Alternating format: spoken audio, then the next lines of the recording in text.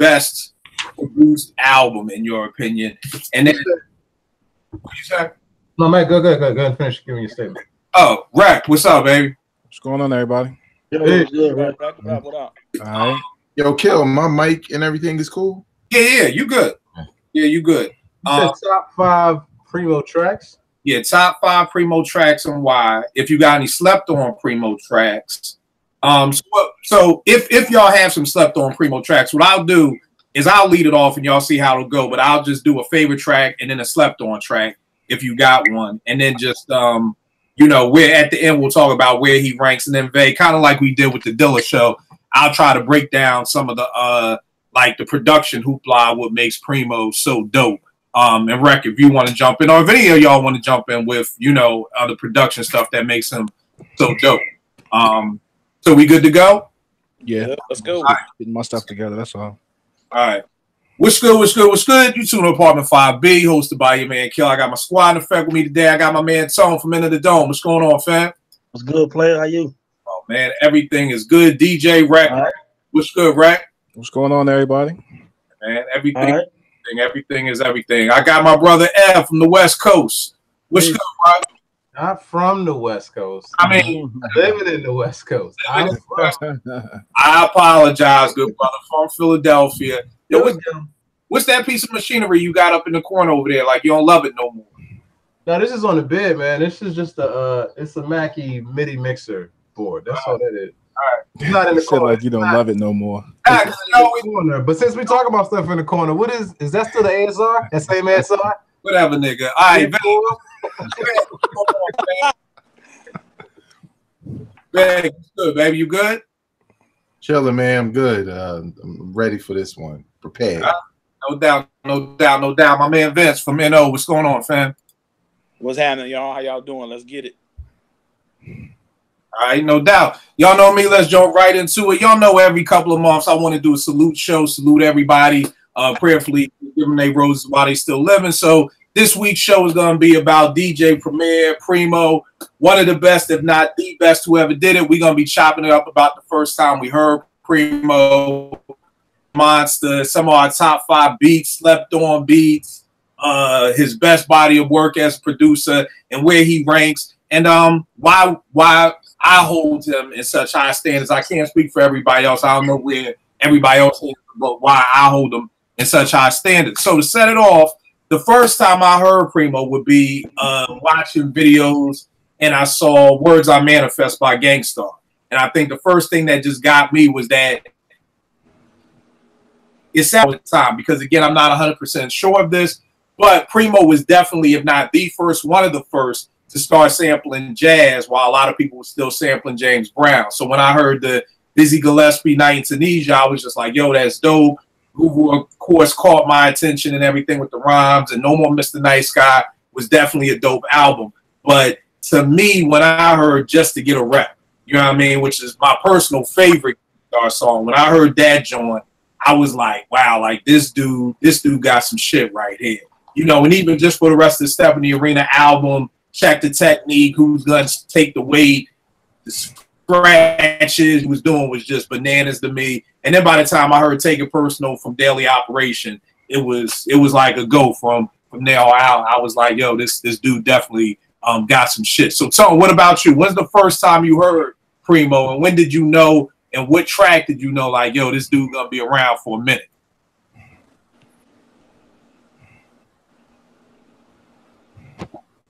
Damn, I lost Tone that quick. All right, Rack, what about you? Same thing, man. I used to get up in the morning, watch MTV Raps before my basketball games, and you know that whole Gangstar joint would come on, and it was just, what was that, the Night in Tunisia sample? Night in Tunisia, yep. Man, and it's crazy because, you know, hip hop back then, cats was always dancing in their videos, so to see these cats dancing, the beats is banging. You know, I'm 9, 10 years old. I'll be doing the running man in the kitchen before I could go to the game. So same thing, man. That's when I noticed it was going to be some new shit. All right, no doubt. What about you, Ab? For me, it was definitely, it was Just to Get a Rap. That's back when, you know, I remember as a young cat just seeing that, you know, you had those specific songs that you would see and your jaw would just drop and be like, yo. And Just to Get a Rep was one of them joints. I think it was the video that was on. It might have been, I don't know what it was, where I was watching the video from, but I remember distinctively seeing it and being like, yo, the beat was so stupid. I had never heard, you know, as far as in hip hop, I had never heard anyone do production quite like that. So I remember it was just like, it was definitely mesmerizing for me. All right, no doubt. What about you, Vay? For me, it was Just to Get a Rep, but I think what kind of put the nail in the coffin as far as me paying attention to Gangstar a little bit more was Who's Gonna Take the Whole Weight, because I heard Just to Get a Rep and I loved that record and that beat, and then when I heard that other joint, I was like, damn, I should probably buy this joint. You know what I'm saying? So yeah, that was probably my first time as far as, and we're just talking about the first time we heard him, right? Not when first time we heard him, and then also when did you know, like, you know, because you know back in the day we had 100 every other day there was a new group, the Canine Posse, the double twin the double trouble twin tower, the twins, like, yeah, there was new rappers coming out every day. So like, when did you know, like, yo, this Gangstar and this Premier dude, like, this ain't no one trick pony or nothing like that? Like, well, for me, that was like my Gangstar situation when I was, because I didn't really care for the first single off the first album, Manifest. Like, it was cool, but I wasn't like, yo, I gotta get this until the second album. But the first time I felt like Premier as a producer was a problem was when the nigga made a beat out of static and made another beat out of water. I was just like, oh, so you're just gonna make a beat out of fucking drops of water? I was like, yo, this dude is crazy. He's the best. So I think for me, that was the first time I actually paid more attention to Primo as a producer. All right, no doubt. Vince, what about you, fam? I had to go with the Manifest. When the first time I heard Manifest, the thing that stuck out to me from Manifest, it made my ears go up like Rin Tin Tin, was how crisp and clean the cuts and scratches were on that record. That's what made me, when I heard Premier, I was like, God damn, DJ Premier, damn right, DJ Premier, because he's DJing his ass off. Now, as far as production, the second album, when they came out with the second album, and it was way better than the first, and you know, like Vegas was saying about Handle the Whole Weight, that I would say that's one of my favorites off that album too. I would say that's where I started paying attention to more of what he was doing production wise. Right. Yeah, it's funny because I was talking with somebody on Twitter today, and I was saying people have to understand that there was a time we grew up in the era that wasn't iTunes where you could go preview an album. You know what I mean? So a lot of sophomore albums may have sold a lot of copies, but that's based off of we're just buying it off of the last album. You know what I mean? It doesn't necessarily mean that the second album was great. It just meant, you know, it's like, oh, here's EPMD again. We heard the first single. That's all we got. Whereas now you got the time to really sit back and you could listen to a whole album, decide if you like it. But those second albums back in like 89 and 90 were huge. You know what I mean? Like when EPMD came out with that second album, it was like, damn, this shit is legit. Or like when Gangstar came out with the second album, it was like, yo, you know, this shit is legit. And it's funny, Vince, that you talked about the scratch. Now I'm beginning to add a little bit more, but I just said that 2 days ago on Twitter that I think Premier is the best scratching person on wax ever. You know what I mean? I was talking about Jazzy Jeff. Somebody brought up Primo, but I'm like, yo, Jeff may be the better all-around trick DJ, but when it comes to scratching on wax, I don't think anybody can touch Primo when he's scratching those choruses and everything like that. So, Ev, tell me this, bro. What is one of your top 5 favorite Primo-produced bangers, and why? And also, if you got slept on one too. Yo, man, this is probably one of the hardest things I have to do because I'm sitting here taking notes now. There's so many joints. There's so many that's on here. I think, but I'm gonna give you the one that's my number one. I think this is my number one. And my number one is Up Against the Wall, the Getaway Car remix off the Group Home album. Yeah. That beat is just it's something special about that joint. It hits an emotional chord for me. As an MC, it just makes you want to just break your pen and your pad out and then just get stupid. It's just such a dope beat. But it's a dope beat because it can exist in different platforms. It's not just the one that you put in your car when you're driving around and you got that shit banging. It's also something that you can just play late at night and just on your cool out. So it's a beat that actually can exist in many different platforms, which is one of the reasons why Primo is just that dude. So yeah, I'm gonna say Up Against the Wall, the Getaway Car remix joint is just fucking bananas, ridiculous. All right, no doubt. What about you, Rhett? Man, it's a lot, man. For me, one that sticks out, which is probably it's gonna be 10 more before the night is over, man. I gotta say, Unbelievable, man. If you listen to the whole Ready to Die album, and then when you hear the Primo joint, it takes you. It's a totally different feel. You know, Easy Mo B had his feel to it, but when that premiere joint dropped, it was just a different feel, man. That Unbelievable for me did something to me. It's one of the joints that I learned how to, really beat, juggle, practice on and play around with from a DJ standpoint. So just what he was able to do with it and the fact that Big waited on him and was like, yo, I need a Primo joint before this album is done. Just kind of says a little bit about the man Primo, Yeah, no doubt. Yeah, that joint was crazy. Man, give me another joint, man. And we only doing one, right? Yeah, we doing one slept on, one banger. If you got a slept on joint, but your favorite. I don't have a slept on, but one of my favorite Premier beats is Mass Appeal. Mainly because like when I hear that joint to this day, it still kind of evokes a certain emotion out of me as far as nostalgia and just an ill beat. You know what I'm saying? It has a certain rhythm to it that's not predictable. You know what I'm saying? Especially for back then where, a lot of beats tend to have the same rhythm and feeling. And it was just like, you couldn't really, like, even though some, y'all make beats, dudes can tell where certain samples came from.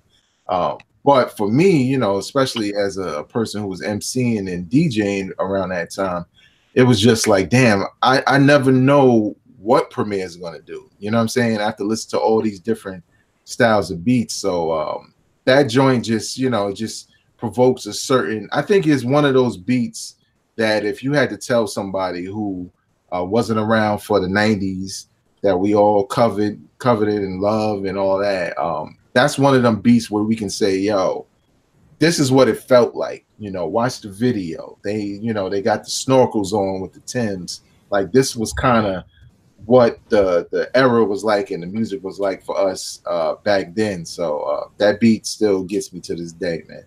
All right, no doubt. One of my favorites, since you said it, I'll go with, I was trying to pull out vinyl too, just for everybody out there. We all got who sampled and all the break beats. So I don't want nobody like I'm sample snitching or nothing. Everybody, it should be basic knowledge for folk out there. But this is the Vic Juris joint that he used for Mass Appeal that like had diggers like me looking for years trying to figure out what the fuck he used for Mass Appeal. This is it. When you hear it, it's just a quick little not even 5 seconds, maybe 4 seconds. And so this is the album. But I think what I loved about Mass Appeal so much was kind of the story behind it. How where Primo was saying they would kind of wanted to make fun of the radio, so they wanted something to sound like elevator music. You know what I'm saying? And that little like da-dum, just kind of had that. So it's so wild that you set out to make a song dissing radio, but becomes probably their biggest radio hit, and it's such a dope track. Like when I would never think that that's the thought behind Mass Appeal was to make it sound like elevator music. You know what I mean? And then this is gonna be a continuation for the rest of the night. The scratches, Primo just always having that perfect scratch. Using Mass Appeal from the youngsters just fit in perfectly. You know what I mean? And I don't. Mass Appeal was just crazy to me. Mass Appeal was crazy. And one of my slept on joints that a lot of folk don't talk about is the Half and Half joint for MOP. Yeah, that's a bang. That's a bang. That's off this album right here, the Naked Ape soundtrack. that's where he got this joint from, the half and half joint. Just stupid, man. Just stupid. MOP and Gangstar, I always love when they linked up together on the same track. So that's one of my bangers and one of my slept on joints. What's another joint for you, Rec? A slept on joint, man. The question remains. Ooh, I was just about to say that. I remember listening to that, and I was just like, you know how you get that look, like, what the? You're looking at the speakers confused. It was one of those joints. Like I'm like, man, okay, I know where you at, but dog, what was you thinking? The question remains, man. I think it's slept on. It's one of those joints. It's deep in the album, and people just don't give it its just due, man. So for a slept on joint, I'm going with the question remains, man. I love that song, man. That beat is just insane. It's monotone, but it's one of those joints to where like it gets to the point real quick. Right. The funny thing about the question remains, and for younger cats, this is back when we used to have 12 inches. You know what I mean? And cats would always want to put an extra song on the B side, something that wasn't on the album. Yeah, like that. That's where the question remains came in at. And the fact that they loop, and for years I didn't even notice. This is what I love about Premier. You can listen to a song a million times and have no idea that he sampled the same Bob James sample that Kwame used for the rhythm. You know what I mean? Like, when I found that out, like, my head was, Primo's fucked up my head. I've always said there's only been like 3 producers, Timbaland, Primo, and Dilla, who would continuously fuck up my head with where they get shit from. But the fact that he was able to flip that and just, I heard it for years and never heard it, and everything is just, but I didn't know that, man. Appreciate that input. Oh yeah, oh hell yeah, same Bob James joint, man. And it's just the fact you almost. Another thing I love about Primo is you feel stupid as a hip hop head, because I felt stupid. Like, how did I not hear that? Like, you know what I mean? So that's like the other piece of it. Like, it's just the constant. You know how some people say, and I've heard this 1,000 times. You and I do it too. Is like, I want to make beats to make other producers be like, yo, what the fuck? You know what I mean? Like. And that's what Primo does a wonderful, excellent, beautiful, A+ thumbs up job of having us sitting around with all these records and being like, yo, I had that record for 30 years and never even thought about using that part of it. That'll fuck your head up. But what's another banger for you, Rack? I know that's a slept on joint, but what's another one of your bangers? What's the joint where in the video? I think you said it, Veg. Who's gonna take the weight? For me, that's a banger. The video made me really love that song. This cat is hanging with his feet in the air, scratching on the floor. And you know, that was one of the joints too. You gotta think about it, Veg. From a DJ standpoint, he's letting you know that it's just not beats. I'm a DJ too, and I'm gonna show you in the most awkward ass way. You know, it's just like we liken it to Evil D. Evil D's cutting the same type of way in the video, so it just is one of those things that sticks out to me when I think about certain songs and just the do do do do, like you said, his cuts, man. His cuts are part of the song. It's not just he ain't doing it just to do it. It's melodic, so you know, it's all one. It's almost like the cuts are like an instrument. It has to be, and that's the thing. If you're DJing and you're not making it sound rhythmic or like an instrument, then you're doing it wrong. Yeah, because to piggyback off of that, there are times when I hear it where I kind of want to fast forward to get to the end where he goes to the cuts. Yeah, because that shit just sounds so ill. You know, I used to be jealous, like, damn, I work on my skills so I could be like that. Yeah, man. It's more so for the cuts for me than it is the beat. The beat was dope. But man, those chirps, chirps, man, his chirps are clean, man. I ain't gonna give him the jazzy, but his chirps are clean. See, here's the thing, and this is what I was saying, and here's what I said, and this is no disrespect to any of the people I'm about to name. Jeff to me has all those tricks. Now I don't know if Preem has all those tricks, but to me, when Jeff is scratching a chorus per se, is not as clean as I like Preem to be, and I liken it to this. Ashanti is a dope hook singer. You know what I mean? Not the best singer in the world, but when she's on the hook, she's dope. Patti LaBelle, Whitney, great singers. I don't know how good they would sound on a hook.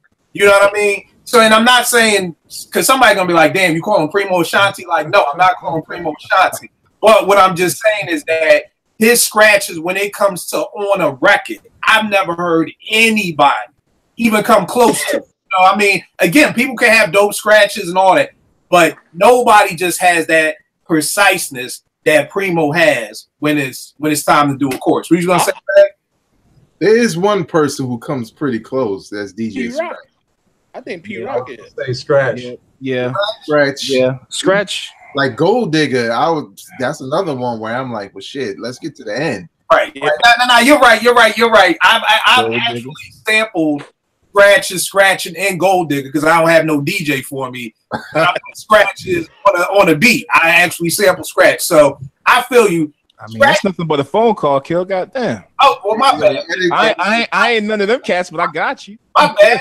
You're right. It's a phone call. But I think Scratch does have it, but I think Premier just has it for a legacy almost. You know, like I can't Scratch joints where and I know he can. It's not if he can or if he couldn't, but that's just almost like a Premier calling card. So, what's one of your favorite Premier joints, and what's the slept on joint? One of my favorites is Mass Appeal. It just always felt right, man. You know what I'm saying? For the first time I heard it, I like, okay, this the one right here.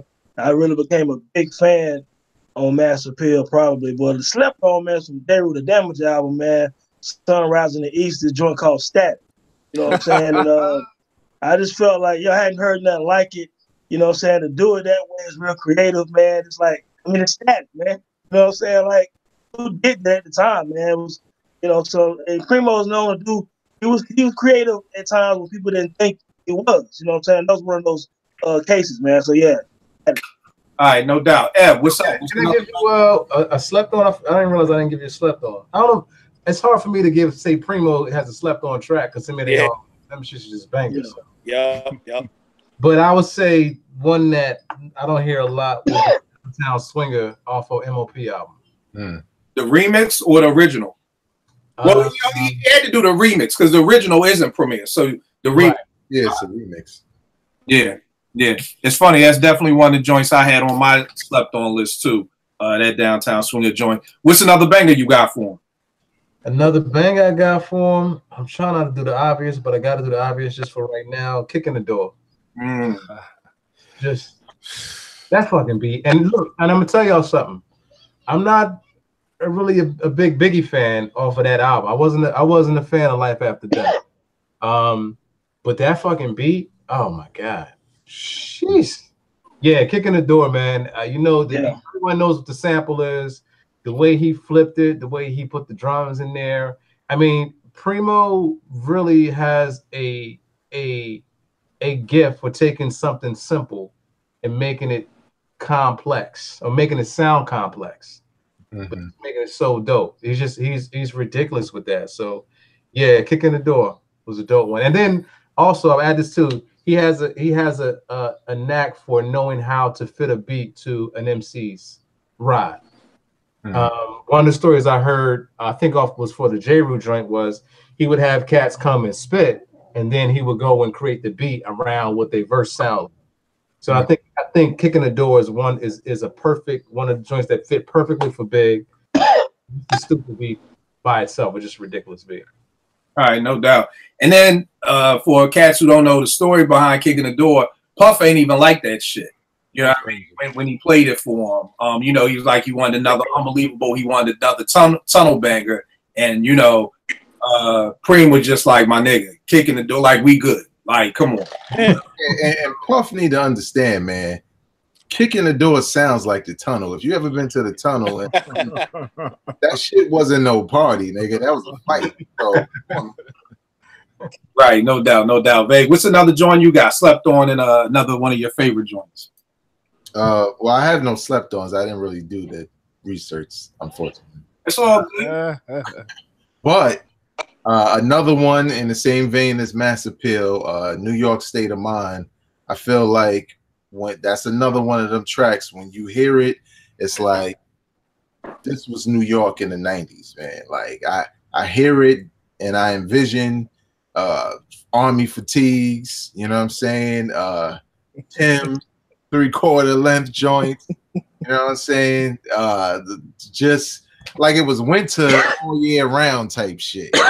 Project Always, breaking up Dutch masters in the hallways. Like that's exactly what that track captured. And like I've said, it was just tailor made for what Nas was spitting, or just to give you that vibe of New York. And it just sets the album off lovely because it's real sinister the way it is, and it's obviously it got to be a jazz sample. I believe it is. It is. Yeah, I think so. To take a jazz sample that was probably in a chill club atmosphere with some cigarette smoke in the air and turn that shit into weed in the fucking hallways and the project on steps. It was crazy. Like, it's one of my favorite beats of all time, man. New York State of Mind, Nas. Yeah. Yo, man, I just realized something. This dude got too many. He has too much. He got too many fucking tracks. I'm sitting here with a list. I completely forgot that he's on Illmatic. That don't even make no sense. I'm on everything else, and I'm like, damn, I forgot Illmatic. Yo, Kill, I'm gonna say something, and I'm gonna start controversy because we had a conversation about this like 3, 4, maybe 5 years ago, maybe more. I think Primo may be number one, man. We may have to redo that. I think Primo he got too many hits. We gonna get brother. We gonna get to where we rank them. We gonna get there, good brother. All right. You always starting some shit. I'm just saying, man. All right, I got you. Hold up. You know what? Ev might be right. He got me thinking. I ain't gonna front. He got me. All right. We got time. Fast. What's another banger for you, man? I'm gonna go with Extra Extra with Paula Perry. Okay. Oh yeah. I always like. I wanted Paula Perry to have a solo album so bad. Ooh. When I heard that Extra Extra. Yeah. And I mean, like everybody's saying, there's really not a slept on track that I can think of, but I'm gonna go with the Next Level Nighttime remix. Yes, from sir. Joe and AG. Yes, sir. That's one of my favorite ones. But like I said, slept on it's gonna be hard to find something that nobody's heard. But that would be what I would. Well, keep in mind when I'm saying slept on, I don't mean some shit nobody's ever heard. I'm just saying something that somebody isn't gonna be your average Primo joint. Right. And I'll give you an example in a minute. Real quick, we got y'all said, of course, I'm going with New York State of Mind. It's the Joe Chambers sample, double exposure. It's the Mind Rain sample for that. Crazy Stupid. I mean, it still sounds, even what was it, a Heineken commercial we just had? It sounds like the track just came out. Like, it doesn't sound like it's 25 years old or anything like that. Right. F talked about Kicking the Door, of course, love that too. Screaming Jay Hawkins, just another great flip. Before I go into that, I'm gonna talk about some of the things that makes Primo so crazy. First thing, I'm gonna start off with this thing that we used to do at 88.9. My old head Roots started it. It was called Milk Crate. So what we would do is we would play the original record that somebody used, and then we play how they used it. The thing about Primo and Dilla, they're the two producers who I can play you something. I play many niggas something over here, and they be like, "What's that?" And I'm like, "Oh, that's like, I didn't hear it. Play it again." I'm like, "Okay." Then like, I still don't hear the shit. I've had to sample shit into my MP or into my machine to slow shit down for niggas to understand that. 9 times out of 10, and this is no knock on nobody else. Hell, 99.9% of all my beats is, if you hear the original, that's where Kill got it from. So it's no knock, but the average producer, if I put on, no disrespect, the sample to Troy, you're going to hear it. You're going to be like, oh, okay, that's Troy. You know what I mean? With Primo shit, you're really not going to hear it a lot of times. You know what I mean? You're really going to have to sit there and be like I said, and I'll give an example real quick. B.I. versus Friendship off of Moment of Truth. That's an Isaac Hayes chop that I literally had to sample into the MP and re-chop it for my man to be able to hear how Primo used it. You know what I mean? So that's one of the things. So when people be like, because a lot of cats, I call them civilians. Either you don't make beats, you don't rhyme, you just enjoy music. Civilians. What happened? I'm laughing at you, man. You call them civilians. No, I mean, I do, because you need civilians. You know what I mean? You make beats or rhyme. All they do is they just love hip hop. You know what I mean? Right. So when they hear the beat, they're just probably thinking, oh, it's it's a loop or it's this, and it's like, nah, my nigga, like this is not a loop. So I can see why somebody would say, I don't really see the hype on Dilla. I don't really see the hype on Preem like that. But trust me, if you come over here and dig through some of these records, you will leave. Primo will be higher on your list than when he was when you came in. I can promise you that he'll be higher on the list. So that's just one of the things that makes Preem so dope. Another one of my favorite joints, I'm gonna go with Return of the Crooklyn Dodgers 2. That was one of my joints. Yeah. I'll never forget. You got that record? Yeah, I got this. Come on. Hold that. Okay, yeah, I like that. The Young Hulk trio. Roots came in with this to the studio one day to do the show, and we all was like, "What the fuck is that? What is that?" And he was like, "Just sit back and just listen." This is one of the few, not the few. This is one of the times you can't just put the record on and you hear the sample. Mm-hmm. But Roots played this, and we was like, and what that taught me, I guess, back in '95 is never look at the cover of a record to dictate as to what you think is on there. You know what I mean? Because when Roots came in with this, we was like, my nigga, what?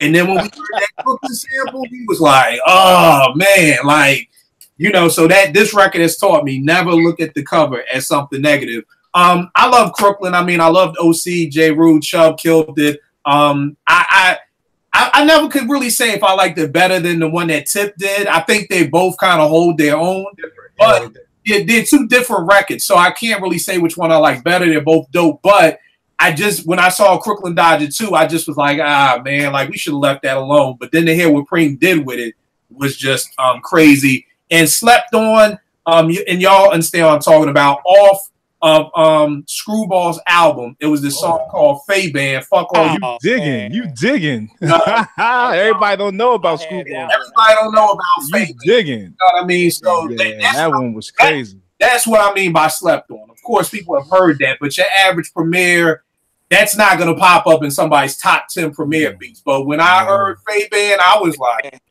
this nigga, like, yo, you gotta. That's the thing with Primo. It's a whole bunch of this nigga moments that goes on with Primo. Like, this nigga again. But, yeah, so Tom, what you got up for another banger, man? Another banger, man, is Groupon Suspended in Time, man.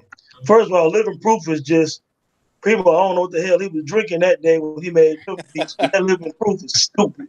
So, Suspended in Time, man, is one of my bangers. And slept on, it's not really slept on, but well, this I'm gonna do one that's kind of slept on. Bahama did join 3 the hard way. Yeah, you know what I'm saying? From Collage, yeah. So, I know, Veg. I knew Veg can't stand Bahama D. That's why I'm laughing. He can't stand Bahama D. Man, I never heard it. Bahama D is dope. Bahama D is dope. Bahama D is very dope, and that album was sick. And he created Whisper Rap. Was that him too? What happened? The True Honey Buns joint, was that him too? Yeah, yes, that's Primo too. He did about 70% of that album. He only did 3. 70% of the album. Well, them three is enough. Yeah. All right, no doubt. Right. What's another one for you, man? All right, so banger for me, personally speaking, I Can't Wake Up. KRS, Turn to the Boom Bap. When you listen to that, if you can go back to when you first heard it, you gotta remember, man, KRS came off of a album, and then he comes with this, and this was one of the joints that I know, Kill, you probably was doing your college radio. I was still in high school. Shit, I was in middle school. So to hear that doom doo doo doo doo, and you're like, yo, what the fuck is this? And then when you hear, you know, KRS spitting on it, and he's telling a wild ass story about being a blunt. And you don't really hear KRS-One tell stories like that along those lines, and just everything within that beat, he's rolling. That's one of my top 5 favorite KRS-One joints. I mean, Kill, you may know, what did he sample? I don't know. I just know it's an ill ass bass line. I don't know offhand. With a bunch of small little riffs in the background. If you listen closely, you hear something else in the background. It's got like a little high pitch to it. So I mean, for me, that's one of my. It's not a slept on. It's one of my bangers. Slept on.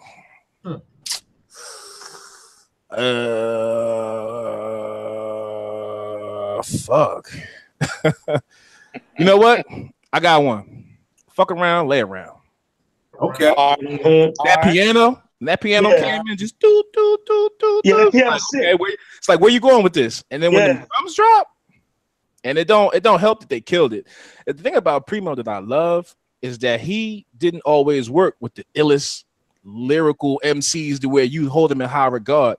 But from a standpoint of just spitters, these cats, they could rhyme and they felt everything that they were saying. You know, if you could take the group home and make these cats have probably one of Primo's top, in my opinion, top 5 albums cohesively as a whole, then shit, you could do anything, in my opinion. Yo, all right, so Rec, you brought up the KRS-One joint. I got a question. I think this is right. Did Primo do the whole KRS self-titled joint? I don't think he did the whole album, but it's like with the Bahamadia joint, he did a good solid portion of it.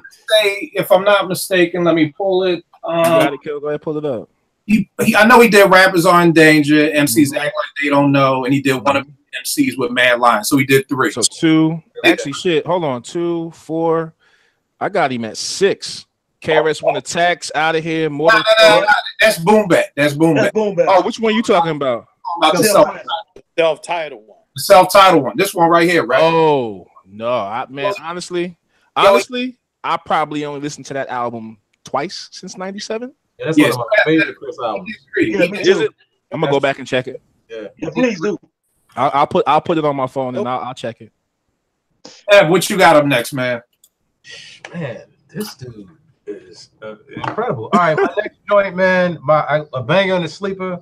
My banger, I'm gonna go back a little bit with Check the Technique. Check the Technique was another one when I first heard Primo, and I was like, "Yo, who is this dude? And why is he flipping samples like this? Like, what are drums? Like his drums? Oh, his drum game was stupid.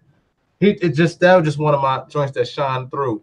Now my sleeper, I'm gonna need to phone a friend because I need some help from the panel. Now, because I can't remember the group's name. It was a group. I didn't get their whole album. The single, and the kid, I know you know what I'm talking about. Pete did one side of the single. Primo did the other. You're talking about all NYGs. All City. Yeah. It was NYGs? Nah. Or was it All City? All City Crew? Yeah. Yeah. Yep. That's one of my All City Crew. Yeah. And the Actual. It's called The Actual. That's one of my stuff. Oh shit! I got another one. I give another one, or should I wait? Yo. But now I'm wondering, this is a Primo track off of it's off of the single, the MC. The B-side was called Nah, that's not Preem. I know where you're going. Not Preem? Okay. All right, never mind. Pull back. All right. All right, Vag, what you got? I got Living Proof, Group Home. I didn't care for them dudes as MCs, but man, one of the dopest beats ever, like just undeniable, man. It's kind of like you forced to like the song because the beat is so ill. It doesn't matter what the MCs are saying, what they're doing on the track. And again, like, you know, I think my list was just pure nostalgia. But another one of them records that, you know, when you hear it, you know, and especially if you was out and about around that time, especially a hip hop fan, it just, you know, takes you back to a certain point in time in hip hop. You know what I'm saying? Where beats and rhymes mattered, and Primo was at the top of his craft. You know what I'm saying? Especially with that album. So yeah, Group Home, Living Proof is one of my favorite joints. Funny thing with Living Proof, I'll never forget this. You knew Ray at the radio station, right, Vag? You was there when Ray was around, right? Yeah. The fun. So at the time, Ray was my boss at the radio station. So I'm hosting the station, and they send Living Proof into the studio, and I'm playing it, and I literally called this nigga and just held the phone up for fucking 5 minutes, like yo, listen to the whole song. Nigga, don't listen to some of this. Like, we gonna listen to this whole shit until your fucking phone machine, whatever, turns off or whatever. That shit was crazy. Vince, what you got up next?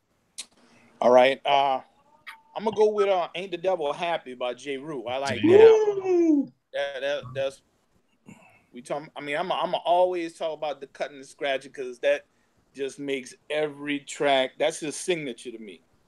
When you hear those dope cuts, at the end of any Primo song. That just like Vegas said, that's what you want to hear. That's what I want to hear a lot of anyhow.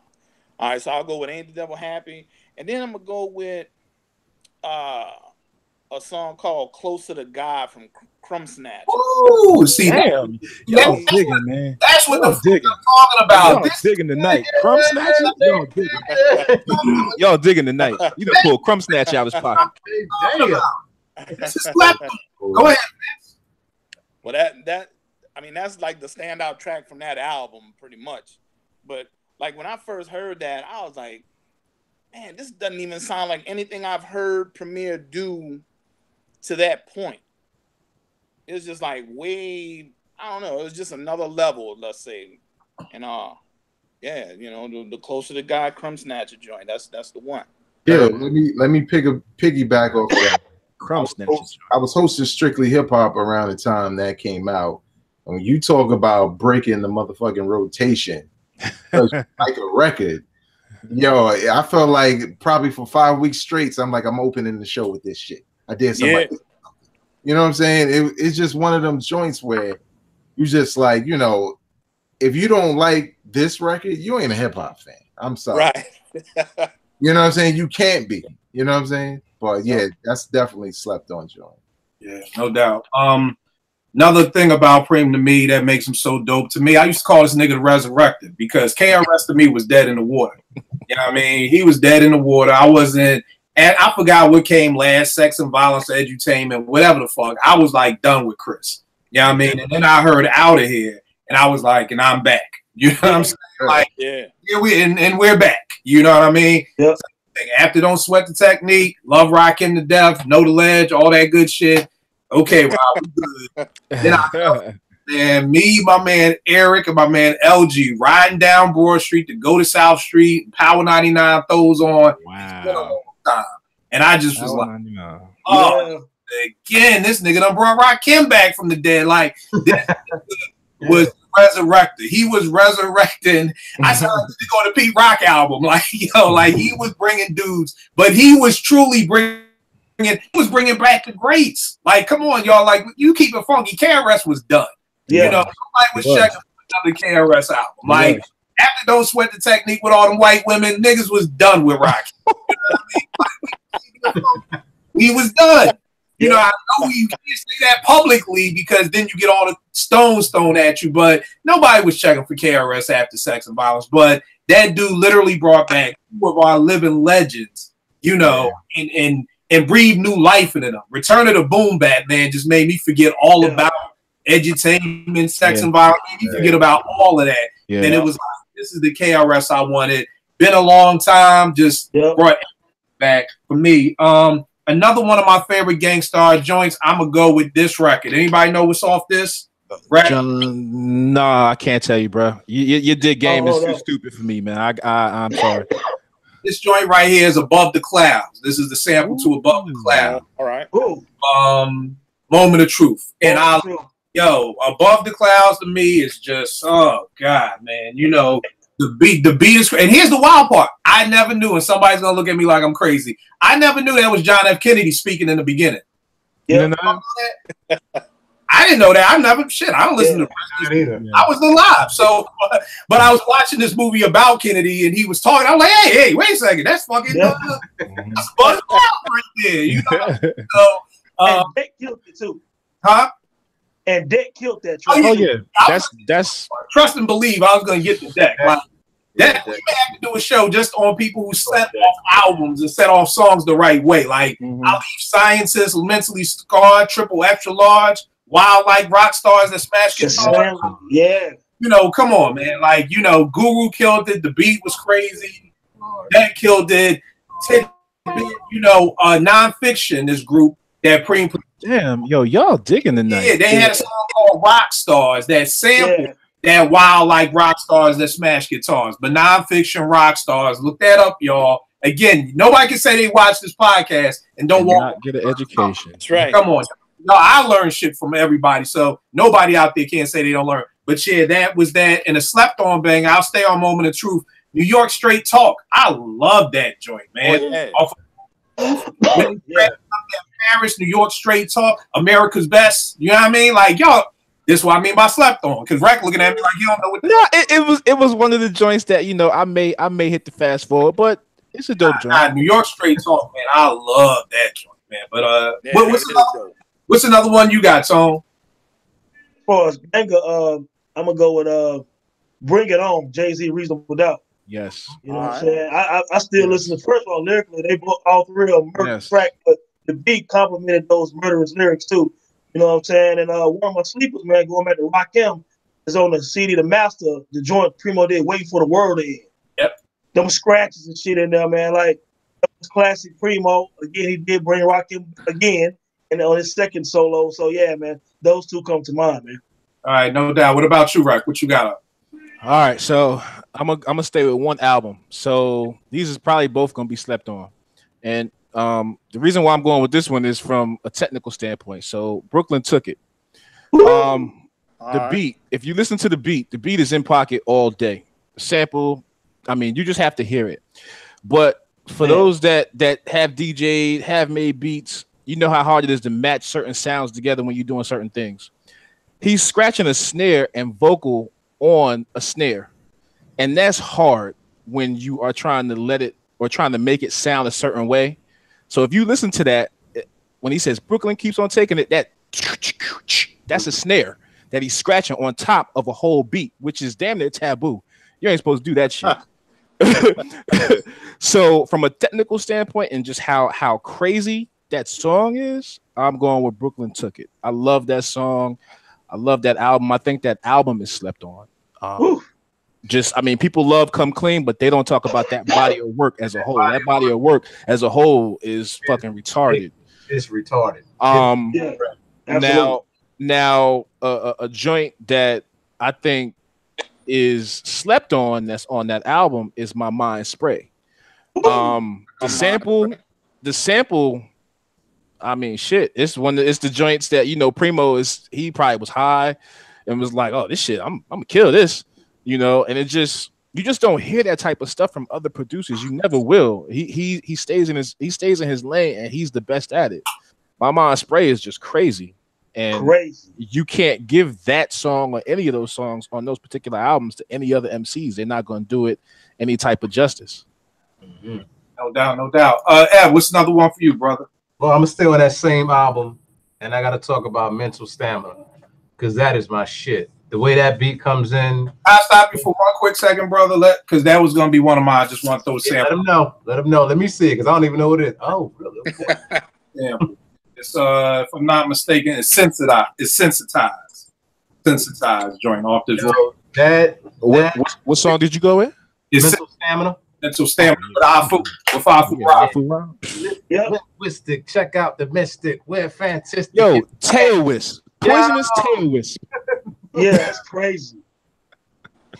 Yo, man, that track in itself, again, it was another perfect example of how Preem can construct something so perfect for two completely different MCs. And I gotta throw this in there. This is why I'm like, I think he may be number one, because there is stuff that I love that Primo has done with MCs, and I hear these MCs by themselves, and that's just like 2, 3, 4 levels down. Like, not a knock against J. Rue, but J. Rue has never sounded as good to me when he's not with Primo. Mm-hmm. Same thing for me with Chris. Chris just don't sound as good as he does when he's not with Primo. Not that Chris don't have bangers, but it's something about that marriage. It's just something about when he puts certain people together. He just kills it. This is another one that I just think this beat was stupid. This is probably a slept-on joint, maybe not. CNN Invincible. Oh yeah, dope. Oh yeah, stupid beat. I'm not even gonna go all into it. It's just stupid. I wasn't the biggest CNN fan, but that track alone just made me a fan. All right, no doubt. Vague, what you got next? I got a slept on finally. For people who've been paying attention, I got like a best of Primo Spotify playlist playing in the background, and the joint just popped up. But I'm gonna say Royce the 5'9's Boom. Mm-hmm. Yep, that's one of mine. What album it's off of? But I remember hearing that joint all the time. Like, damn, This joint is sick. And it's kind of like, you know, you hear it, especially like on real hip hop mixes from DJs, old school mixes. You hear it all the time, but you know, it just never sticks out as much as everything else. But it just has an iconic status. And for those who don't know, this was prior to Prime, Royce the 5'9" and DJ Premier getting together as a group, but they kind of got a classic, like a hidden gem on the low. But it's Boom by Royce the 5'9", and a favorite joint, obviously, kind of puts DJ Premier's knack for scratching hooks and people's names and sampling other records where they mention their name, making it sound dope. It's The Wick featuring Nice and Smooth. Just when that shit starts, you know what I'm saying? The boom, boom, booms, and he starts scratching Greg Nice, or sampling Greg Nice and scratching the shit into intro basically before Greg Nice gets on. That shit is just like the perfect setup. What is a classic, dope, you know, undeniable record of all time, man. And it's like for usually when you think of like classic records, you think about the MC's performance, but Premier's right there with him, if not above him. You know what I'm saying?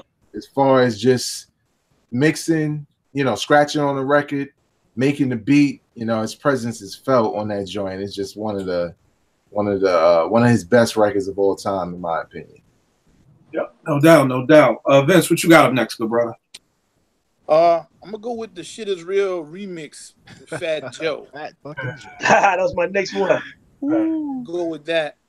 I mean, you talking about resurrecting people? I thought he made Fat Joe sound much better than he had up until that remix. So he definitely brought that back out.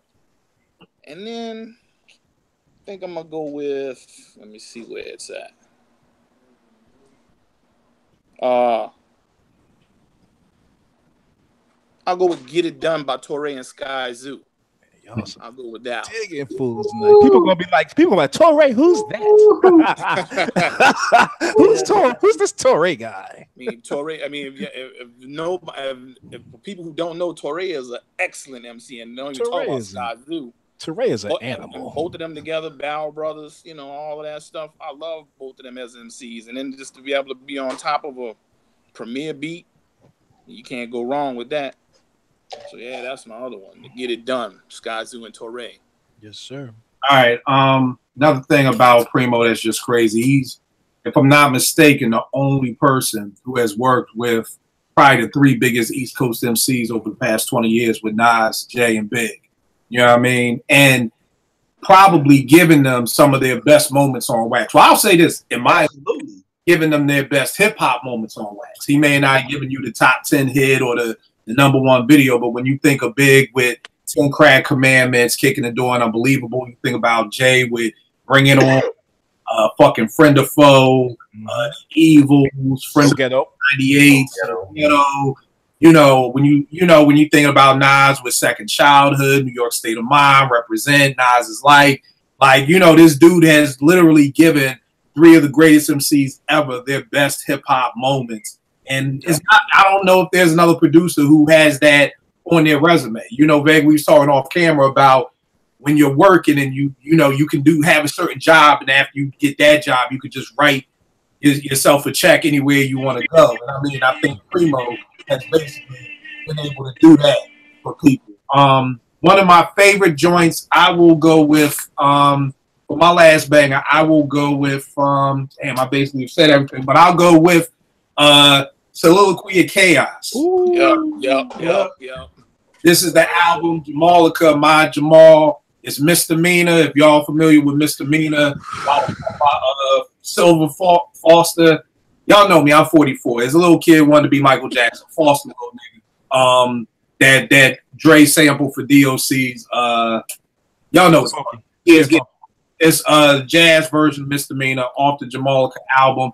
And while I got Jamalica up here, I would say that one for later. But yeah, so Soliloquy of Chaos. I love the track. I love the story. You know, to me, you could just visualize that story. You're getting ready to go to this club, ready to get turned out. You ready, and you know, and then get shot up, and like Google said, and we ain't even get to get the system out.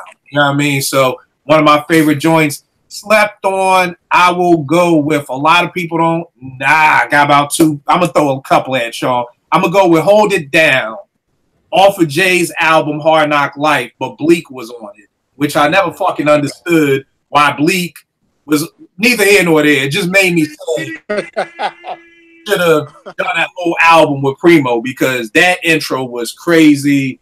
Against the by Source Money off the Soul in the Hole soundtrack. Ooh, that's the thing. That's a rare soundtrack too, man. Cats don't necessarily have or can find that joint anymore, man. It's a great soundtrack. It is. Yeah. And another one of my favorite joints that slept on, it was off the Full Clip double album, All for the Cash by Gangstar. Yes, sir. You know what I mean? Another dope story, and it was funny. Since EAA was a public radio station, we always had to do fundraisers, and when we were doing a fundraiser that year, every hour I set off All for the Cash because we was trying to raise money. So that was the joint that we used every time. Since this is the last, well, I'll save it for a little while. Another thing that I loved about about Preem was he was one of the first. To me, he had a huge influence on a whole bunch of other producers. Now, this is no diss at all. We're all influenced by other people. But I will say this. When I heard True Master by Pete Rock, I said, that sounds very Primo-ish. It sounds Primo-ish. I got to say that. It sounds Primo-ish. Again, not a diss. I'm just saying, sounded Primo-ish. Eb, you talked about All City. When I heard the B-side, Priceless. Very Primo-ish. Yeah, it was. Very Primo-ish. I was in New York once. I was in New York, and they threw on the Big L, Hold It Down, and I was like, oh, Primo's killing that. And then I got the album and said,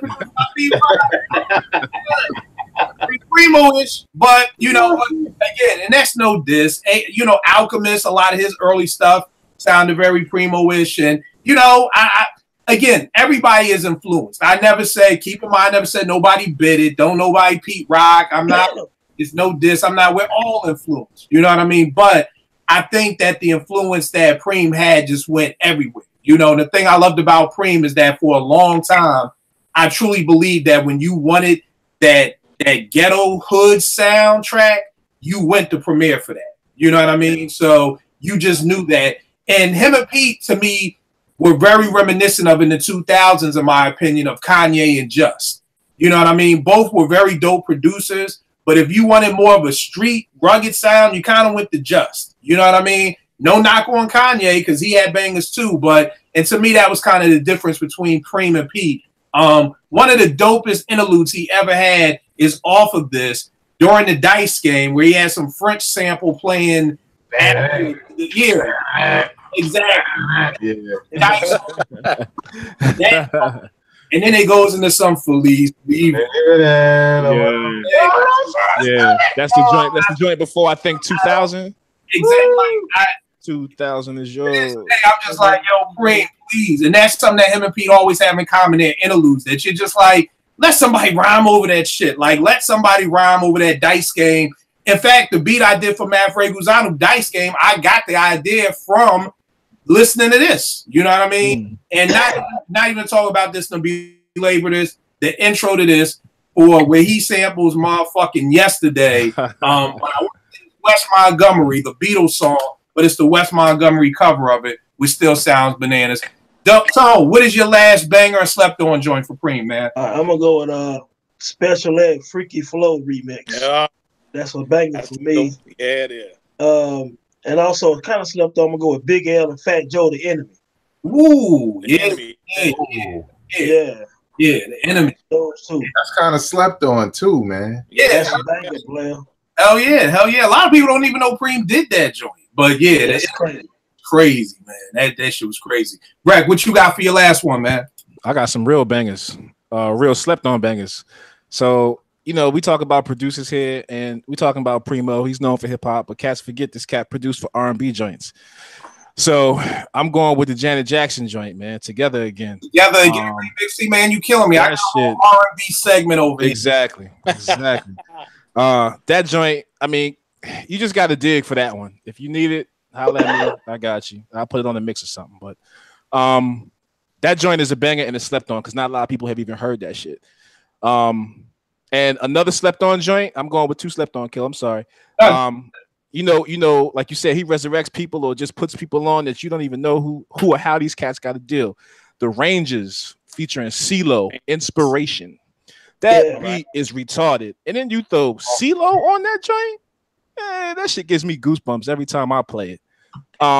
Definitely gotta find that joint and listen to it. It's real rare. If you got it on wax, hold on to it because there was not a lot of copies pressed up. But definitely a slept on banger. Dope story too. All right, no doubt. Ed, what you got for your last joint, bro? Last joint, man. I'm just gonna leave it on Devil's Pie. Damn.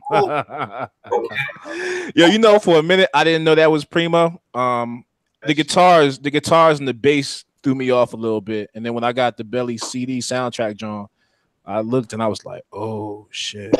No, finish what you saying there, because I got a funny story about Devil's Pie. No, that was it. I'm just going to leave it on Devil's Pie. You know, this cat. I have a list, man. I have a list. It's just too many joints, too many genres of music, too many different types of artists. He's ridiculous. So, Devil's Pie. That's it. That's my last one.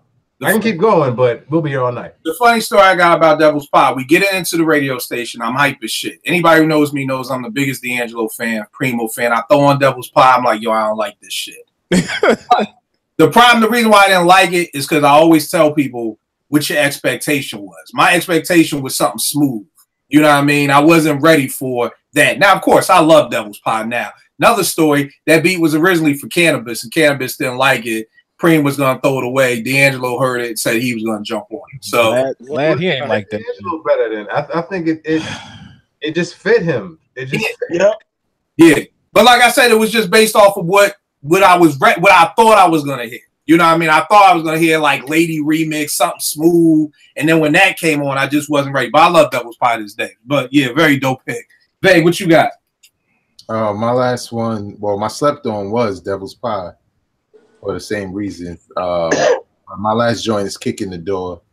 That sample, you know, is one of them joints that I heard, the original, and always thought like, damn, that would make a dope ass hip hop record.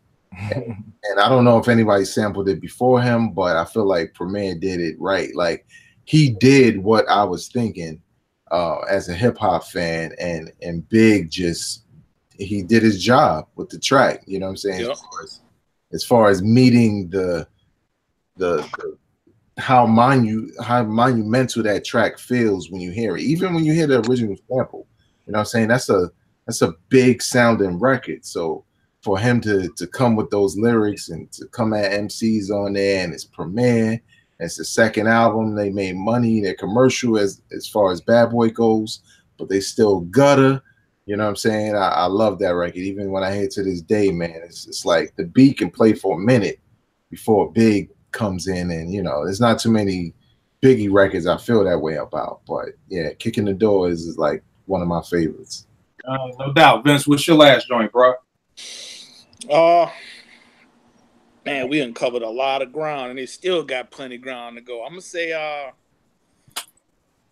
gonna go Weed Senate from AG. I think that one. Weed Sensitive. If I said it, I meant it. Yeah, that one right there. I'll go with that Weed Senate and Superstar from Group Home. Go with that one. Yeah, those are two real dope tracks. All right, no doubt. Couple of joints. I will go with, what do I have down here? Just for the record. One of the funniest things about Come Clean, like Vague said, I remember when it came out, two things I remember about Come Clean. Come Clean was such a dope song. Shorties I knew who didn't even like hip-hop was asking me about that song. You know what I mean? That told me a lot. When Shorties was like, yo, Kill, what's that song with the water drop? You know, I'm like, you don't even fucking like hip-hop. Like Come Clean. It was like that. And I remember for the longest time, the rumor was like Primo had set up the MP up under some dripping pipes or whatever like that. It was a dope for, you know, story to tell, but this is the Shelly Manne album that Come Clean is on. So, you know, hate to break people's bubbles. He really didn't sample any water falling. Again, right here, this is the Mood Indigo. This is Just to Get a Rep. My favorite star song, my favorite. To me, it was just perfect. To me, it was just. Man, how many records you got, man? Dog, man. I mean, shit. Look, I mean, good gracious. This is. You gotta come to the crib, right? You gotta come. I mean, Tone, you gotta come to the crib. You gotta step over the ASR though to get to him. You gotta step over that. Oh, man. I'm gonna come through. Oh shit. You gotta step over them joints. MP2, just step, 2 steps. This is why this nigga 1 step, 2 step. This is why this nigga habitual line stepper. He gonna text me one like, yo, kill my bad, my MP in the corner too now, so I know what you mean. But now I took it out. I put it back up. I felt bad. I put it back up. All right. You ain't. I'm not even doing this with you. But yeah, man, I got records everywhere. Records in the hall closet, records in the closet downstairs. But this joint is Just to Get a Rep, man. God, this thing is it's called Eva, and it's just a beautiful, beautiful sample. Another one of my favorite joints. This joint is called this is the Check the Technique, the Marlena Shaw California Soul. Y'all see, I'm getting old. I gotta write down stuff that's on here. And again, this joint right here, Joe Simon. Oh yeah, In a Sea of Love. Yeah. I will just say, find this record and play it. Just play Drowning in the Sea of Love and tell me if y'all can figure out what this is. Yeah, I got blessed with 2 copies, man. Yeah. So that's everybody out there watching's homework assignment. Checked out. The only slept on one else I had was What I Want to Be by MOP. It was on the Foundation album, the MOP joint. Very dope, very, very dope song with Rel from Rockefeller was on there. Hey, Kim. Yes, sir. Bro, I got it in the car right now, man.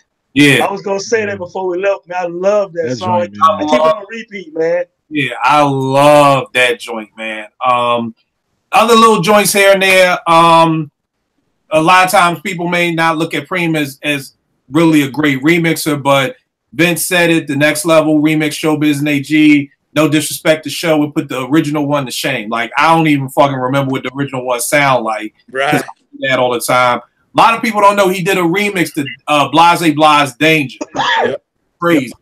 He did that. He got the Mia the Papes remix for J-Roo, which was crazy too. He got F said you said another MOP. Rugged Never Smooth is another dope remix he did for them. Vince, you said The Shit Is Real remix. Another remix which was crazy, and the original was dope too. The D&D All Stars 1-2 1-2 Pass. Yes. Remix. Yeah, I remember that. That he did, the one that he did for that, both was dope. And then Brett kind of touched on it. R&B, he did the Together Again remix for Janet. He did the Almost Doesn't Count remix for Brandy, and the Lady remix for D'Angelo. To me, that video with AZ just kills it, and Erykah Badu's in the video, and of course we spoke on Devil's Pie. All right, y'all, what do y'all think is his best body of work? His best album, the best album. With me, I know a lot of people are not going to agree with me, but after all these years, I go with this being his best album. I know, Tone. I know you shaking your head. I understand. No. I'm shaking my head because that's my pick. Oh, okay. I thought you, because I'm used to people being like, fuck. That joint, I got that on vinyl, and it's so hard to go between that and the one I'm going with, but it was a difficult one because that's why I say anytime I say this, people are like, kill. But to me, this is my personal favorite, premiere thing, and it's probably the producer in me. The breaks he was using on this album, the chops he was doing on this album. Like I said, it's almost like with Premier, I feel like he needs his own class. Like, you know what I mean? For people to really understand what went into what made this album. So this is my personal favorite joint. In the slept on body of work, I'll save that to the end. Tone, what's your body of work? Hey man, I was shaking my head because it's funny, man. That's my favorite Primo project. I mean, there's only been a couple of times in hip hop where I was kind of blown away by the entire project. And I remember getting that tape and putting it in the Walkman, and I was like, yo, this shit crazy, every track. You know what I'm saying? And then Ain't the Devil Happy just put chills on my spine, man. You know what I'm saying? So Primo I think he was flawless on the album. Jeru complimented those beats perfectly. I don't think you could put anybody else on those beats on that album and do the justice that Jeru did. I mean, it was a match made in heaven. I was kind of like, when I first heard, I said, man, I hate to say this, but I'm like, forget Guru. Y'all niggas make some more albums together. You know what I'm saying? But, and no disrespect, man, rest in peace to Guru, man, I'm a big fan. So that's my favorite project by them. And second would be Living Proof to me. But my slept on, actually, Jeru again, Wrath of the Math, man. I love that album. It banged hard. Yeah. What can I say, man? I like the samples on the album, the scratching. Jeru was still razor sharp again on Wrath of the Math. I like that joint Wild Cowboys on it. I think it's called. We were dissing the Fugees, I think. Yeah. The Paper, Mill the Papers, the Bitches, I think part 2, and The bitch. I think also that joint was on New Jersey soundtrack, Invasion. Yeah, Invasion. You know what I'm saying? Yeah, Invasion damn. was crazy too. Yeah, Invasion was wild. Yeah. So that was mine, man. Yeah, to me, it's funny. I don't know why people don't like this album like that. It's Like, crazy. Man, that album's dope. Stuck on Stupid is like, why don't people fuck with this album? I mean, the bullshit, like, Yeah. You know what I think it might be? Cats got so stuck on the Come Clean joint that they honestly might have just said, we're not going to listen to the album because we fuck with the Come Clean joint so hard. maybe. You know? I don't know. I mean, that album is crazy. Another funny story on here. Most of y'all probably know, but again, people who may not know. But one day, of course, he's dissing Puff, Foxy, everybody like that. Yeah. A lot of times people didn't know that when Big said, I'm surprised you run with them. I think they got coming them because they nothing but dicks. He was talking about Jeru. And he was saying, like, you know, Preem, I don't believe you run with them niggas type thing like that. So, you know, the little back and forth, you know, between that, because when this came out, this was around, I call it the stakes and high time in hip hop, where it was, you know, everybody it was the people with money against the people without money. It was like, you know, the rich versus the poor, Target versus Walmart. It was like, we going at it. And it's like, everybody was like, fuck y'all people, y'all ruining hip hop. Fuck you peons, you ain't got no money, you know, and that's what it was. What you about to say, Vag? I think that's probably one of the reasons why I didn't get into the album. Okay. I wasn't feeling the Biggie slander. Not at all. It was unnecessary to me. You know what I'm saying? Where you from, Vag? Where you from, Vag? Both of them from Brooklyn. Fam. Where are you from? I'm from Brooklyn. They all from I know, so let's go. Yeah, we all from Brooklyn. But my like it's no need. You know what I'm saying? They got their lane. Yeah. His lane. You know why you hating on them for making money? You know what I'm saying? But you know what? The funny thing that you bring that up, and I want to flush that out later in another show, is just it's funny you say that, because I've always never been a big Stakes is High fan of the album for that same reason you just said. Like, and again, I'm with them. Like, you know what I mean? I'm not. But I think it was just that time in hip hop that was like, it was this big fuck you, you know, versus, you know, you drive a Accord, I drive a fucking Benz type thing. Like, that's when money came into play, and it was like, you know, all the good old days of having a Jetta went out the window, or having a Pathfinder. I got to throw my 2 cents in there just real fast. All right. I was on the other side of the fence. I was one of the cats that was like, yo, what y'all talking about is actually taken away from the actual art form itself. I didn't dig that shit. I still don't dig that shit. It was some bangers that came out of both of those camps without question. But I wasn't a fan, because to me, what has happened is what we're dealing with now. And I feel like that's what they were like, yo, stop that shit, because it's going to water everything down, and it's going to change the focus of what we're actually talking about. And then nobody's really like, now we're just starting to get to that point where MCs are starting to MC again. But it's been a long time. And I will say this. We'll touch on this on another show, but I've noticed somebody brought to my attention that if you were born post 93, 94, you were raised by money hip hop. You know what I mean? You weren't raised by the culture. You were raised by get money, fuck bitches, get money, fuck bitches, get money type shit. You was raised on them. Like, I was raised on EMD saying, I still haven't seen one rapper living comfortably. You know what I mean? Whereas a whole new generation was born. We knew what hip hop without money felt like. I'll never forget this shit. I was reading the issue of The Source. I always tell the story, but this is a different part of the story, where Tip said he had to choose between buying a BMW or moving out of his mom's cribs in Queens. And this is when Midnight Marauders came out. Now, Midnight Marauders came out. Tribe Called Quest is kind of one of the biggest hip hop groups in the world. It's kind of fucked up. You still live at home with your mother. But he had to make that decision. He bought the BMW, and I'll never forget. He was talking about he was in the supermarket shopping on his cell phone, and I remember reading that, being like, "Oh man, that shit gotta be cool as shit." You got a phone, and you talking on the phone in the supermarket. Now everybody got a cell phone. You know what I mean? So it was that to me. That was like where hip hop was. Like you could be the biggest group. I tell people don't know. Gangstar was living with fucking Brad from Marcellus. Yeah. Like, yo, this is Gangstar during daily operation, living in the basement of Branford Marcellus' crib. Like, these are the biggest acts in the world of hip hop living with niggas. You know what I mean? And then I always said, if you did MTV Cribs in 1992, it's gonna look a whole the fuck lot different than you watching Cribs in 1992. It's gonna look like Redman episode. It's gonna look like Redman. You're gonna be knocking on people's doors. People mom gonna be answering the doors. You know, ain't gonna be no boom boom room. Ain't gonna be none of that shit. But again, that's another show. But that is where I always say Jay's Hard Knock Life album. I swear that's where hip hop, the split came. The split came. You know, so it's funny to hear Vague saying I was on this side and Evan saying he was on that side. Because prior to that album, in my opinion, if you like hip hop, we 9 times out of 10 agreed on everything.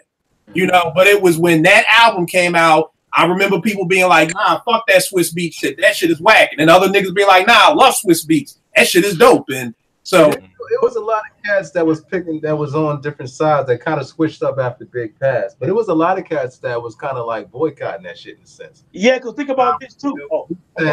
It was a lot of cats that was like, nah, we're not fucking with that. But when he passed, it was like, okay, y'all, actually somebody's life is gone. So let's just get past all that other dumb shit and let's just get back to the music. What was you gonna say, Tom? Yeah, and also just with the Hard Knock Life Volume 2, at the same time that was out, you know, most definitely Tyler Kweli had that Black Star album. You know what I'm saying? They were still kind of taking little dabs on some of the tracks of the climate of hip hop at that time. So it was all leading up to Volume 2 anyway, with the stuff with Daryl and Biggie and some of the other stuff. I think Helter Skelter was at one point was throwing shots at Firm. You know what I'm saying? So all of that shit was leading up to the Hard Knock Life. You know what I'm saying? Yeah, and cats forget that nigga Strain got pistol whipped by Biggs niggas too up in the street. Let's not forget that part. Let's not leave that out. Yeah. It was getting violent there for a second, Brooklyn, you know. But so we got Tone's joint. Rec, what is your best Primo body of work? Oh, it's Group Home, man. I think cohesively, man, that shit. It's like if you took just somebody who just now learning how to rap and you give them and you do that. That's what I felt like. Because I get it. Them cats, they wasn't the best rappers, but shit, for them 45 minutes, you didn't care. You loved that shit. All right, time out. 20 seconds time. I get it. Malachi was not great, okay? But I didn't say that. I didn't say that. No, you said they weren't the best rapper. I'm not saying you. I'm just saying in general, the synopsis is, that's probably the right word to use. Don't do it, Kill. Don't do it, Kill. Don't do it. Don't do it, Kill. Go. Nah, man, do it. Do it. You don't do it. You don't do it, Kill. You don't do it. I like that. I thought that was dope. I thought he had the ill list. I thought Dap did it. Now, Malachi wasn't the brightest fucking star in the lyrical. But he had some good one-liners, though. Yeah. And I mean, keeping them out. This is one thing this is another asterisk about Preem.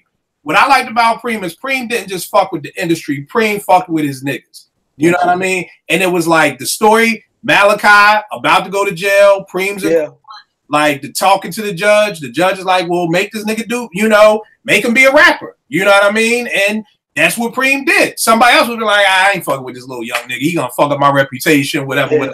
That's what I could always say about Preem.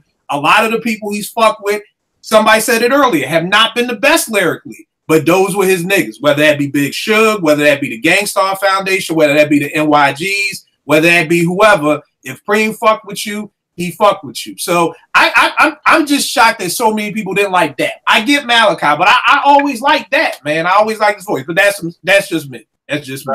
He's trash. Yeah, trash? Okay. Yo, let me ask you, would you buy Dap solo album? Me? If I could have gotten a 1996 Primo Little Dap solo album, I didn't say Primo. I said a Dap solo album, not Primo. Well, here's the thing. Well, let me answer you. Let me do like I asked you. There we go. There we go. No, I'm saying I'm gonna do what I asked you to do. I asked people to answer the question. Then go. I would say no, but let's look at what you just said. Do we want a J. Rue album, who's an awesome lyricist, without Premier? No, I said it. I don't like J. Rue without Primo. But that's what I'm saying. So whether you're a great MC or a whack MC, you still need Primo. No, yeah, without question. No, we agree on that. But I'm not saying that J. Rue is. I mean, J. Rue is still a good MC to me. I like him better than Lil Dap. And I did. I didn't purchase the J. Rue album without Primo. I wasn't happy with it, but I purchased it. You know what I'm saying? I still got it. Right. Now I feel Phil, Dap has some solo albums, so get your money ready. Yeah, he does. Good. I want you to pull out a record. You pull out the record that he sampled from on his solo album. I want to see you do it. I'm good. Like I said, right there, like that nigga with the cigarette in his mouth. That's like I said, I'm just saying, I didn't think that was horrible. Like on a scale of 1 to 5, I'd give Dap a 2. I thought, damn. What? He said he give him a 2. Oh shit, y'all act like y'all like him? I'm confused. Do you actually like him or do you not really like him? Oh shit. At least give a nigga 2.5. Well, I know what you mean, Gil, because on the I'm the Man joint, I like Dap a lot. You know what I'm saying? It was just that when it came to the group home joint, I kind of figured like, well, maybe a full album. He's one of them dudes who got a verse. You know what I'm saying? And he can't really do all these different songs. I haven't heard his whole body of work, but just speaking on that group home album, I didn't feel like he was the wackest thing in the world. No. I just felt like, you know what it is when you hear them fucking beats, you're like, yo, you gave that to them? You know what I'm saying? So exactly. But here's the thing. This is something I've always wondered about, and I want to do a show on this later too. Do you think Primo, he knew these aren't the dopest lyrically? So I really got to dig him out. Can I please? Because that goes to my point. A reason why this is this is my favorite Primo project, because I think he knew that. However, what I love about it is in the intro, he tells you this is his shit. He scratches that shit in there. This is he tells you this is my motherfucking house. Even though I got these two cats in here, this is my house. I like that. The group home album, I feel like, to me, the fact that you can have two MCs that I'm not fans of at all, not that I think that they whack, that was, okay. But you get a classic album out of that shit? Nah. That's some parallel. I'll never, I don't have anything else I don't have any other classic albums that I look at, I don't like the MCs on it. But this group home joint, I actually like. I think it's a classic album, and I listen to it continuously. They had good. The MCs had good energy on the album though. So yeah, they weren't super lyrical, no doubt. But Malachi, yeah, he's kind of whack, but good energy. Born in the ghetto, it's hard to survive. He got classic one-liners that you can get into riding the whip. You know what I'm saying? And then Lil Dap he was kind of cerebral a little bit. I mean, he wasn't the strongest lyricist, but it was a good effort. You know what I'm saying? So I think they complimented each other. Primo he knew what to give him. Yeah. He knew how to construct that album. It's a mastermind. That shit was dope. Album. It's man. I think here's the thing. At the end of the day, Malachi wasn't a rapper. This nigga was just a regular nigga. Was gonna be a boxer. He wasn't even a rapper. When you really think about that shit, this dude did not rap. This dude was neither was 50 Cent. 50 wasn't no rapper. That nigga was a drug dealer. Paisley Projects, Boo Boo was sticking niggas. Fans of hip hop. But here's the thing, and I always use that line from Pain in the Ass where he's like, talking about Jay, like, I ain't no rapper, I'm a hustler. It just so happens that I rap. That's here and there with people. Like that, I don't get that vibe from a Malachi. You know what I mean? I feel it's like, you know what I mean? So again, 50 Beans could do it and Jay, but that's like how Prince taught himself how to play every instrument. Like, I'm gonna just go out on a limb and say I can't do that shit. So I think that, there are people, and like Beans would say, like, yo, like, what he's saying the truth, like, I feel sorry for those who did. Like, I feel sorry for those people who put they all into this rap shit. Like, this is secondary to me. Like, I'm just blessed to be able to do this. Malachi wasn't really blessed to be able to rap. You know what I mean? But again, I love the album. No diss to Malachi Dap. I fuck with y'all. So. Veg, what is your favorite body of work, man? Living Proof. Okay, cool. I mean, yeah. Like Ab said, man, you know, when you can make an album a fucking classic based off of the beats alone, I mean, that's incredible. There's nothing else you can point to that does that. You know, typically you would want like, yo, just give me the instrumental. But you know, in this case, you know, it's much. And again, you know, for people who never heard Group Home's album, they're not garbage. You know what I'm saying? Trust me, bro. I've hosted a radio show. I have heard worse. You know what I'm saying? I've heard way. Kill would know we've heard. Wait, but Kill's more polite than me. I've heard way worse than what Malachi was doing on those Premier beats. But like Tone said, you know, they did what they could with the tracks and it fit. You know what I'm saying? So it was a nice collaboration, and I just feel like for all the Premier, the Gangstar albums I love, because originally I was going to go with Hard to Earn, even though that's not my favorite Gangstar album. You go back and listen, the beats on them shits is crazy. Yeah, that's my favorite Gangstar album, actually. That shit is it's ridiculous. You know, I almost felt like I slept on the album a little bit. But like again, when you go back and listen to Living Proof, Suspended in Time, just so many fucking records that when they come on, like you don't give a fuck what's even being said. You know what I'm saying? It's just, exactly. It's just a momentum. It's just a feeling that you get, and exactly. You know, Premier crafted all of that. So exactly. You know and don't forget. Hold on, don't forget. He did remixes off those songs on a dope album. Yeah. Suspended in Time has a remix. Mm-hmm. Yeah. The other joint has the Getaway car. It has a remix. He's got remixes on them joints. He did like 3 or 4 remixes off of bangers on the album. So I get what you're saying, but if you can take a piece of shit and make it a diamond and it's still banging, come on, y'all, a piece of shit like that. Listen, man, I'm not. Listen. I'm just saying, I'm using that as an analogy. I'm not saying that those two guys are terrible lyricists. I wholeheartedly agree with Vegas. I'm not, listen, they was a diamond. 13, 12 tracks, man. Period. Point blank. I don't care what you say. Them niggas was diamonds for them 12, 13 tracks. I'm with you, man. They had some dope quotes. Like just sitting here and Living Proof, I'm like, yo, you know, like that on the third verse. Like if I see the years 2000, if these niggas keep fronting, got the la like they had some. I'm not gonna belabor it. Vince, what's your favorite body of work? Well, y'all pretty much took what I would have said, but I'm gonna go with the Daily Operation joint. Okay, that's my favorite Gangstar album, so I'm gonna go with that. I mean, I just love that album from beginning to end. So yeah, for me, Daily Operation, as well as what each of you have already said, because there's no denying the J. Rule joint or any of that. All right, now I will say this. Here's some other quick facts. They brought it up on the I'm the Man joint. If I'm not mistaken, it may have been done before. I just don't remember it. Primo making a song with 3 different tracks. So I'm the Man off the Daily Operation. You know, that's the first time I could say, for me at least, that I can remember that I heard it being like, boom, each MC had their own track, which was very dope, and it just went on to Speak Your Clout on Gangstar's album. Another thing I can say about Gangstar and Google and Vague, you may talk a little bit more to this because you're from Brooklyn. I'll say this, from Philly, if you're not from Philly and you try to say you're from Philly, we don't fuck with you.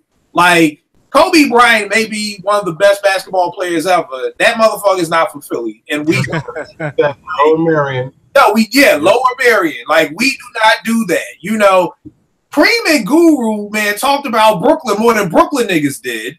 You know what I mean? And had people thinking they was from Brooklyn. Now, did Brooklyn niggas ever have a problem with that? Did you feel some kind of way that every album, these niggas are saluting a place they ain't even fucking from? I think, they rep Brooklyn so hard with their sound and their music. I think the minute I heard, like, yo, this nigga from Texas, this nigga from Boston, I was just like, so, yeah.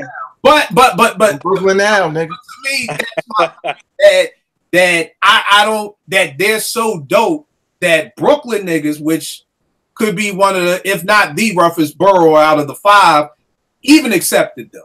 You know what I mean? Like, I don't think if Jazzy, I'm not naming no names. Just y'all get my point. That them being not from Brooklyn, but Brooklyn accepting them and nobody ever dissing them or nothing like that. I think that holds a lot of weight too. So tell me this: after this long concept, finally to your point, where does DJ Premier rank as in your top producers? So where do you have Primo at? What do I have Primo at? Yeah. Primo is number 1 to me. I've been telling people that shit's hard to earn. You know what I'm saying? Like, I haven't seen a producer yet who literally brought out the best of every dope MC he ever worked with. Or every dope group he ever worked with. To me, always brought out the dopest in them. You know what I'm saying? He dropped some of the best jewels in hip-hop history in like a 6-7 year span. I never seen nobody do that. Only maybe, you know, RZA had a nice run, you know, and stuff like that. But I don't think nobody ever had a run like Primo did. You know what I'm saying? Bang after bang of classic singles, classic albums. You know what I'm saying? Who else did that for Jay-Z, Nas, Biggie?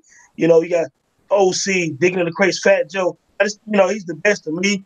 The Gangstar discography is one of the best as far as like groups in hip-hop history. You know what I'm saying? And I just don't think nobody's better. He's like, for me, he's like Marley Marl on steroids, man.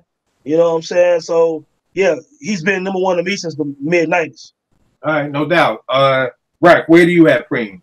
He's number 1. I mean, shit, for everything Tone just said in this, man. You know, longevity, influence, you know, cats are still trying to produce like him, still searching for samples. I mean, shit, you pulled a couple joints out and I'm sitting here like, oh shit. So I mean, he fits every mold of the, you know, top producer in hip hop. You know, this cat's been doing this since what, 88, 87? Maybe even longer than that. I heard him on a couple podcasts talking about he's been in the game since 86. So I mean, shit. To be in the game that long, longevity, I mean, he's not what he once was, but I mean, when he was at his heyday, when he was hitting you in the head, he was hitting you in the head, you know, consistently. If you had a Primo joint on your album, people was checking for it just for that alone, you know. So I mean, remixes. I mean, you just he's number 1, man. I'm not gonna get along with it, man. All right, no doubt. Ev, where do you have him? All right, I'm gonna do some shit, man, that you're probably not gonna like, because I can't just say he's Big Pop. This is the reason why I'm saying this, though. The reason why I can't, I'm getting to a point where I think for this specific category when it comes to production, I can't do 1, 2, 3, 4, 5, because Primo and Pete Rock have 2 completely different sounds, and they produce completely different. And then you have Dilla, who to me is a little bit more of a Pete Rock disciple than a Primo disciple. So for a while, Dilla was up there, Pete was up there. Between Pete and Primo, I always had Primo first. But Dilla, it was always like a Dilla and Primo thing. But then I realized, like, I'm trying to compare 2 completely different styles of, almost like different styles of music, because they put them together in such completely different ways. So with that being said, I think that Primo got so many hits. He has the biggest catalog, I think, of joints. He's a Big Pop without question, but I think I'm gonna try not to like compare them like that, because it's just different styles and time periods. Okay, so is there a number, or is there? Nah, man, it's not a number, man. I'm trying to get a number, man. Big Uncle, where we at? All right, man. Fuck it. Yeah, he number 1. There you go, L. There you go, we had to go through a whole family tree. Oh, shit, man. I'm like, Big Papa, little uncle, little mama, brother. We know you love. We know you love. Can't compare Preem and Dilla. But no, I'm not saying you got to compare them. I'm just saying to determine who's number 1. I mean, I don't know if you got to compare. Well, I see what you're saying. That's really a hard comparison because they're so different. All right, cool. Number one. Exactly. The soliloquy of chaos to get to number 1. What you got? Yeah, Vay, what you got? I think we did a show like this. I don't know if I had Premier at number 1, But obviously doing this and really thinking about it, if he's not number one, he's definitely in my top three, mainly because of technique, as far as pioneering certain techniques, you know what I'm saying, as far as how he would, things we talked about, you know, sampling static and turning that into a beat, or being able to make a hook sound dope by sampling the rapper saying it or someone else saying it, like the Nas It Ain't Hard to Tell remix, taking something that sounds like Biz Markie is saying Nas. That's actually Large Pro. Oh, my bad. That is Large Pro. But you know, just different techniques that he did as far as beats, scratching like as far as being a DJ, and probably more importantly, sure he had the Gangstar situation, sure he had the J. Rule and you know his camp in that time, but like Tone mentioned and a couple people mentioned, you know, being able to take Nas, who was going a little bit in the commercial direction, and Big and Jay-Z, and give you that 1 or 2 tracks on the album where they will step back into that underground bag and make some of their best, you know, hip hop records as far as memorable for hip hop fans. You know, Premier it was perfect, and nothing sound the same when you go listen to what he did for Big, when you go listen to what he did for Jay. Same thing with Nas. All of it was different. And he just did so much with the remixes and stuff like that. And probably more so the fact that he's not that Pete Rock and Dilla had this. But there are some that I probably had in my top 5. He don't have no ghost writing rumors as far as I know, or ghost producing rumors. Because over time, a lot of producers, it's like, oh, such and such did that and such worked on this. I've never heard that shit with Premier. That shit is Premier did the beat, this nigga rapped on it. So even for that, he's kind of like old school style, straight up. This is what I do. I do nothing more, nothing less. You know, I feel like he's basically like my when we just talking about hip hop, probably my number one, because he has a lot of memorable shit also. I think I mentioned on one of your podcasts before, I think it was like the, what was the joint? It was kind of controversial. The Taboo or Unpopular Opinion. Unpopular hip hop. Yeah, and I think I brought something up of opinion about Dilla. And it wasn't a knock on Dilla because, you know, I learned a lot from y'all as far as his technique.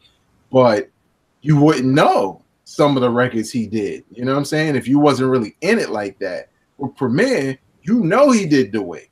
You know he did Kick in the Door. You know what I'm saying? So it's kind of like Premier is kind of one of those dudes who stayed true to his craft and his integrity without really selling out, you know, as a producer, as far as what beats he made.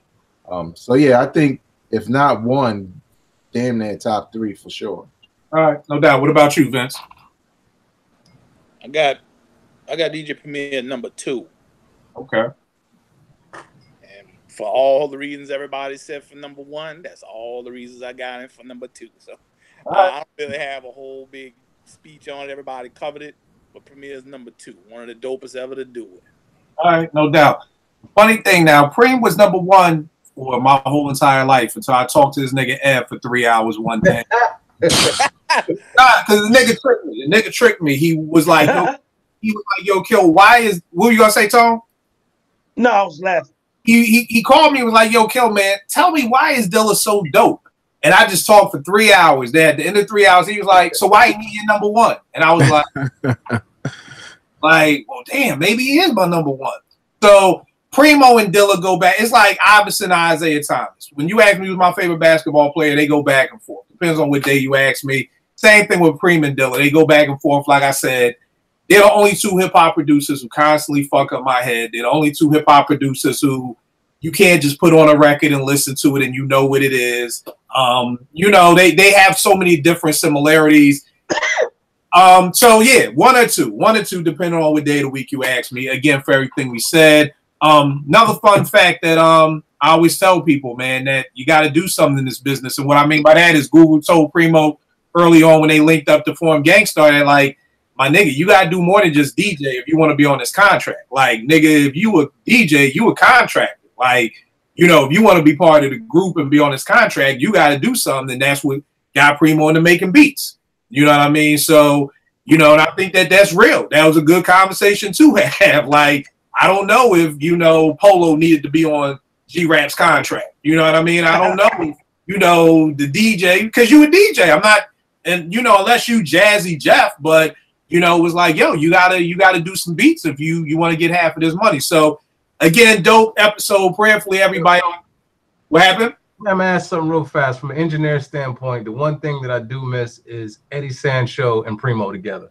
Yeah, you ain't never lied, good bro. I don't get that sound no more. I miss that. That it was something about the sound that Eddie Sancho was able to give Primo's production. You'll find it on MOP shit and a whole bunch of other stuff. I don't know what happened. I don't know if they work together no more. I don't see Eddie Sancho's name. I don't know if he's still doing stuff, but I do miss that collaboration.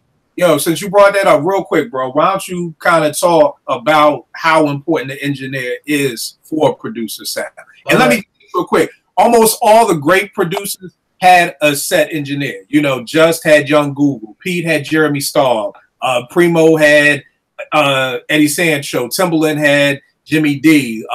You know, most producers had their one engineer that they worked with. But speak on that, on why that's so important now. From an engineer standpoint, the engineer is, you know, the composer or producer creates the music, and, you know, they give life to it. The engineer actually, like, they make that shit shine in a certain kind of way.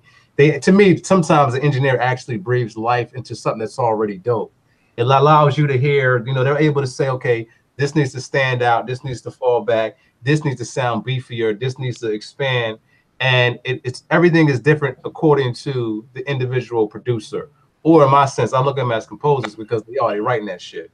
And Eddie Sancho, what he was able to do with Primo was just unparalleled. And I didn't notice it until after, like, down the line, I started realizing, like, yo, there's something different about Primo's beats that are just, it's something different about him. And when I looked at the credits, Eddie Sancho wasn't there no more. And I was like, oh.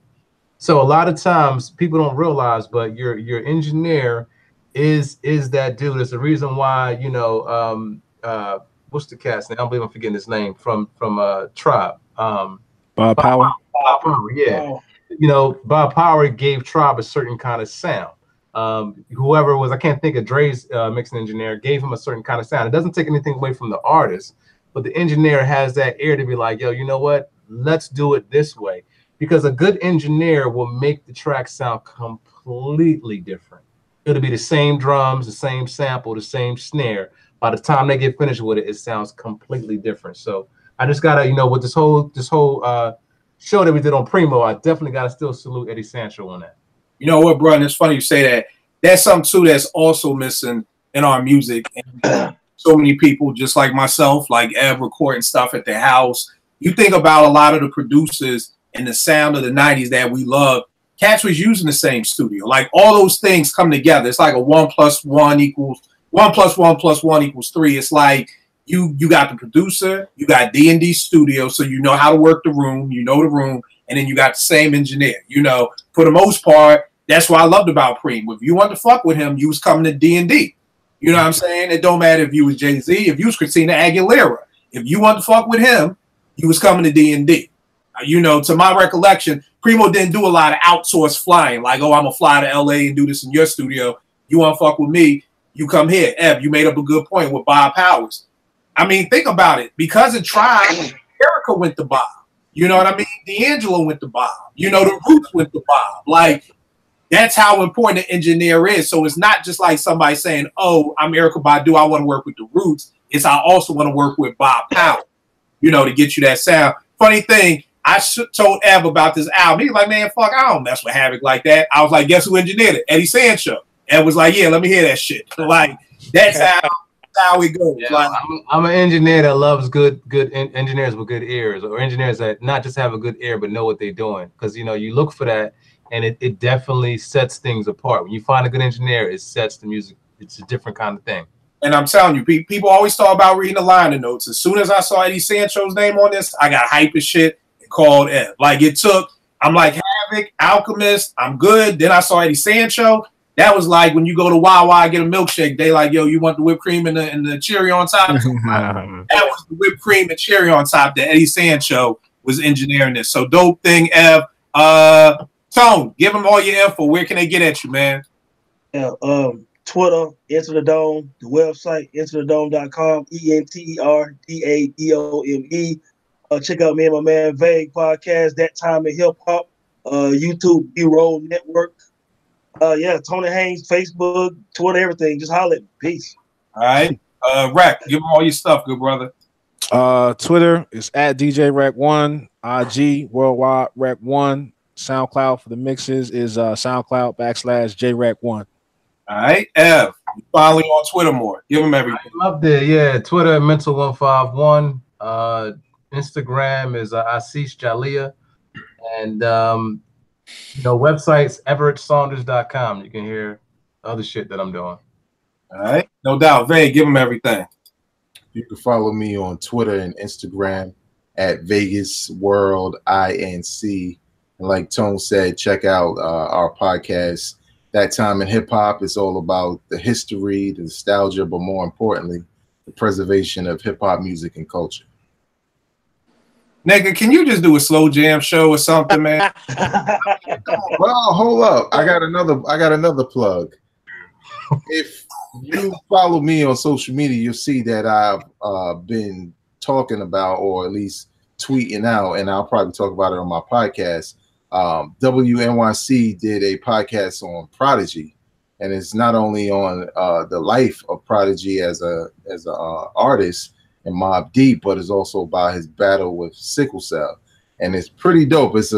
I think it's like going to be like 6 or 7 episodes total, and it's really good, man. You hear it from Prodigy himself, you hear it from family and friends, including twins, but also on one of those episodes, you'll hear a recognizable voice. I'll give you a hint. It's a pretty dope podcast, man. Like it's worth listening to all of them, man. If you love Mobb Deep, you love Prodigy and 90s hip hop.